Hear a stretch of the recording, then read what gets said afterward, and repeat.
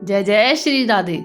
आज आपको सीता माता की नितनेम की कहानी सुनाते हैं। इस कहानी को सीता माता कहती थी और श्री राम सुना करते थे।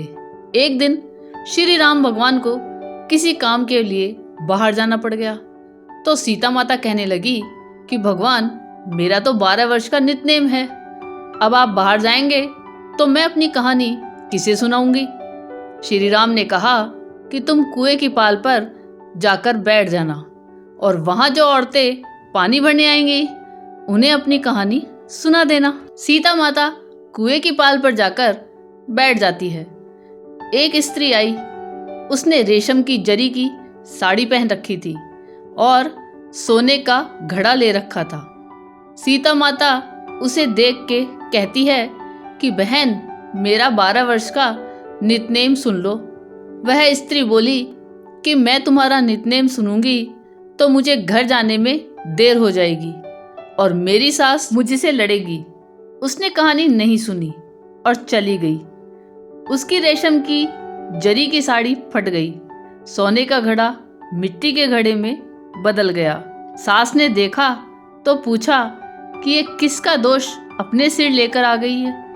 बहू ने कहा कि कुएं पर एक औरत बैठी थी, उसने कहानी सुनने के लिए कहा लेकिन मैंने सुनी नहीं, जिसका यह फल मिला। बहू की बात सुनकर अगले दिन वही साड़ी और घड़ा लेकर सास कुएं की पाल पर गई। सास को वहीं माता सीता बैठी मिली तो माता सीता ने कहा कि बहन, मेरी कहानी सुन लीजिए। सास बोली कि एक बार छोड़, मैं तो 4 बार कहानी सुन लूंगी। राम आए, लक्ष्मण आए, देश के पुजारी आए, नितनेम का नेम लाए। आओ राम, बैठो राम, तपी रसोई जीमो राम, माखन मिश्री खाओ राम, दूध बताशा पियो राम, सूत के पलका मोठो राम, शाल दुशाला पोठो राम, शाल दुशाला ओढ़ो राम, जब बोलू जब राम ही राम, राम सवारे सबके काम, खाली घर भंडार भरेंगे, सबका बेड़ा पार करेंगे, श्री राम जय जय राम। सास बोली कि बहन, कहानी तो बहुत अच्छी लगी। कहानी सुनकर सास घर चली गई और उसकी साड़ी फिर से रेशम जरी की बन गई। मिट्टी का घड़ा फिर सोने के घड़े में बदल गया। बहू कहने लगी, सासू माँ, आपने ये सब कैसे किया। सास ने कहा कि बहू, तू दोष लगा के आई थी और अब मैं दोष उतार कर आ रही हूँ। बहू ने फिर पूछा कि वह कुएं वाली स्त्री कौन है। सास बोली कि वह सीता माता थी। वे पुराने से नया कर देती है, खाली घर में भंडार भर देती है। वह लक्ष्मी जी का वास घर में कर देती है। आदमी की जो भी इच्छा हो उसे पूरा कर देती है। बहू बोली कि ऐसी कहानी मुझे भी सुना दो। सास बोली कि ठीक है, तुम भी सुनो। और सास ने कहानी शुरू की। राम आए, लक्ष्मण आए, देश के पुजारी आए, नितनेम का नेम लाए। आओ राम, बैठो राम, तपी रसोई जीमो राम, माखन मिश्री खाओ राम, दूध बताशा पियो राम, सूत के पलका मोठो राम, शाल दुशाला पोठो राम, शाल दुशाला ओढ़ो राम, जब बोलू जब राम ही राम, राम सवारे सबके काम, खाली घर भंडार भरेंगे, सबका बेड़ा पार करेंगे, श्री राम जय जय राम।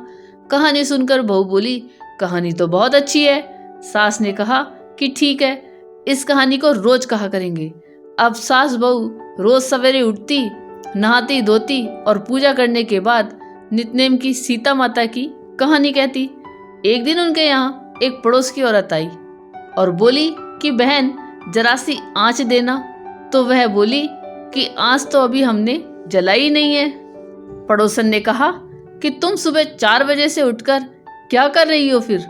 उन्होंने कहा कि सुबह उठकर हम पूजा करते हैं, फिर सीता माता की नितनेम की कहानी कहते हैं। पड़ोसन ने उनकी बात सुनकर फिर कहा कि सीता माता की कहानी कहने से तुम्हें क्या मिला।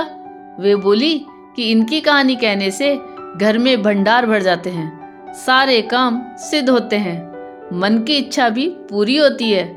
पड़ोसन कहती है कि बहन, ऐसी कहानी है तो मुझे भी सुना दो। फिर वह बोली कि ठीक है, तुम भी कहानी सुन लो।